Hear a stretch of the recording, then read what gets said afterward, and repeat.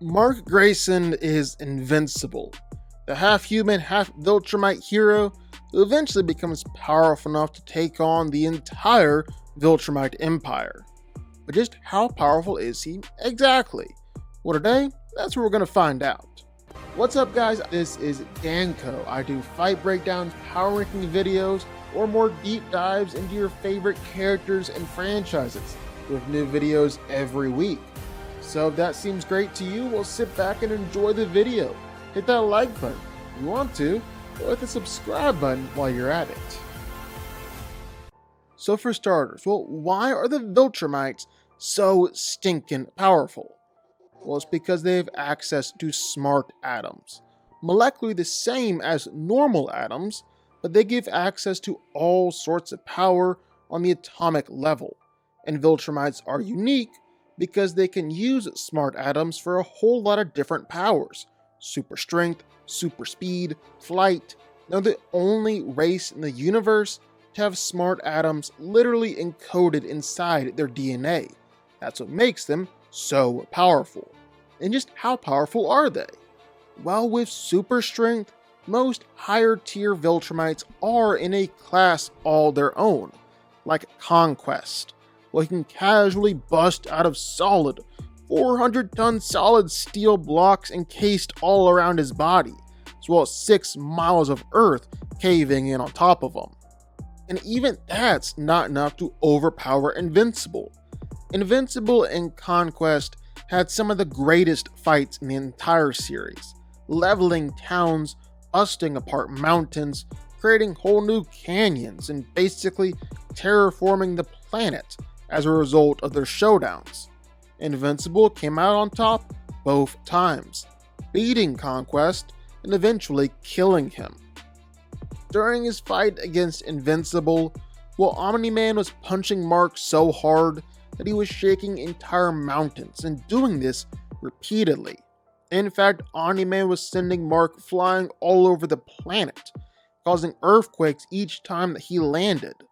But while Invincible definitely got dominated in that first fight, that actually didn't stay that way for long. In fact, there was a moment later in the series when Mark decided to arm wrestle against his dad. While his dad won, it was actually because Mark let his dad win. Mark saw that they were being watched, and he didn't want anyone to question the legitimacy of his dad's claim to the throne because his son was stronger than him. Omni-Man later explained that doesn't really work that way, but it does suggest that Invincible had surpassed Omni-Man in strength by this point. There have been plenty of instances where people have said that Viltrumites are able to destroy worlds, even physically tear them apart with their bare hands. You know what? We've actually seen that.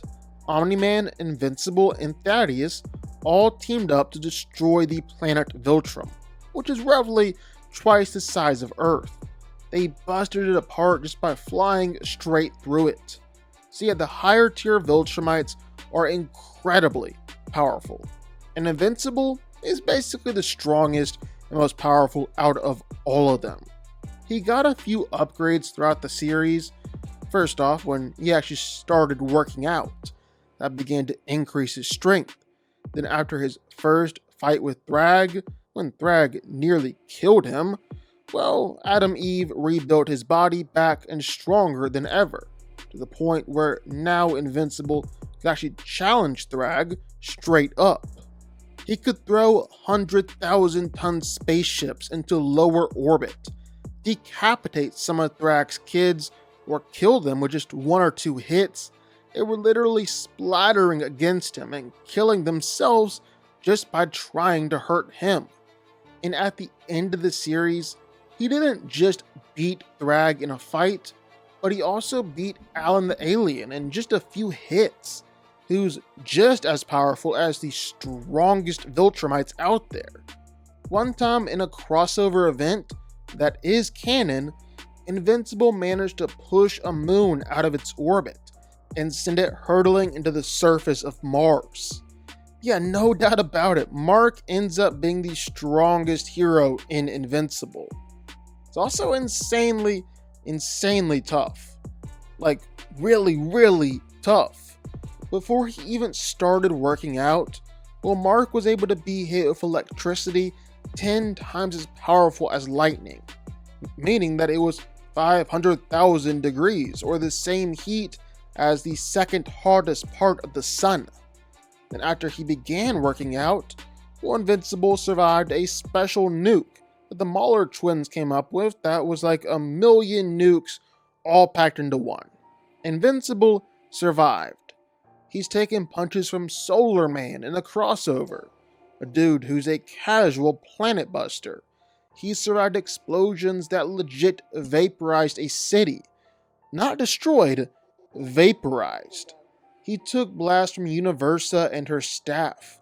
Staff so powerful that it could destroy the world and drain the planet dry. Even in his final fight against Thrag, while Invincible and Thrag legit fought in the sun for 23 pages straight in the comic. They were in the sun up to 2 million degrees Fahrenheit. Not just that, but surviving solar flares, which erupt with the force of millions of nuclear bombs. And while Invincible did need Robot to come in and save him so he didn't burn up, it's still incredibly impressive that he was able to survive for just as long as he did.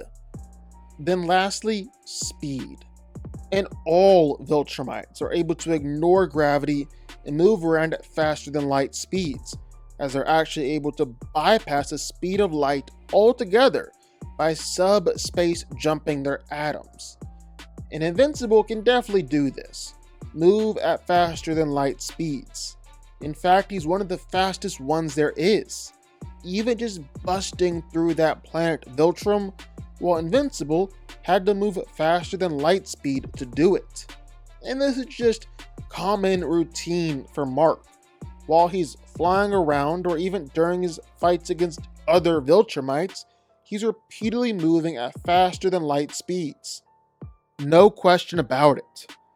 At the end of the day, Invincible is without a doubt the strongest, most powerful Viltrumite out there, and he definitely proved that by the end of the series, beating Thrag in a fight in the sun. He's massively faster than light speed. He's class Z in terms of lifting strength, meaning he can lift moons or small planets. He's durable enough to survive small planet level attacks, and is powerful enough to dish out small planet attacks in return. Basically, Invincible comes in at small planet level in power. No doubt about it, he is the greatest Viltrumite there is. But what do y'all think? Sound off in the comments down below. I know you're gonna have thoughts and feelings on this one for sure. If you stuck around this long and made it to the end of the video, that's amazing. Thank you so much for watching and for supporting us. And if you want to go subscribe, well, go subscribe. You're going to see more videos like this one every single week. I'll see y'all then. I'll see y'all next time.